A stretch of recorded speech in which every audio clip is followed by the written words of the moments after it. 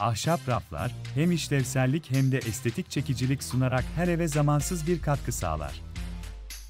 İster oturma odanızı güzelleştirmek için ahşap raf fikirleri arıyor olun, ister ahşap raf yapımı için ilhama ihtiyacınız olsun, bu rehber tam size göre. Modern iç mekanlarla kusursuz bir şekilde uyum sağlayan ahşap raf tasarımlarından rustik bir çekicilik katan ahşap raf modellerine kadar herkes için bir şeyler var. Kendin Yap meraklısıysanız, ahşap raf tekniklerini keşfetmek hem ödüllendirici hem de eğlenceli olabilir. Basit ahşap raf projeleri bir hafta sonu tamamlanabilir ve sonuçlar genellikle çarpıcıdır. Dekorasyon yapmayı sevenler için ahşap raf dekorasyonu sonsuz olasılıklar sunar. Bunları kitap, bitki veya hatta sanat eserlerini sergilemek ve evinizde kişiselleştirilmiş bir dokunuş yaratmak için kullanın.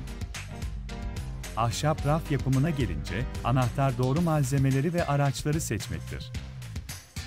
Çam gibi yumuşak ağaçlarla çalışmak kolaydır, meşe gibi sert ağaçlar ise dayanıklılık sunar. Ahşap raf tasarımları için, şık bir görünüm için yüzen rafları veya daha dinamik bir görünüm için merdiven raflarını düşünün.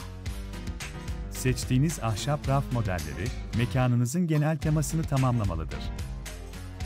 Ahşap raf dekorasyonuyla denemeler yapmayı unutmayın. LED ışıklar eklemek, rafları canlı renklerle boyamak veya dekoratif braketler kullanmak görünümü güzelleştirebilir.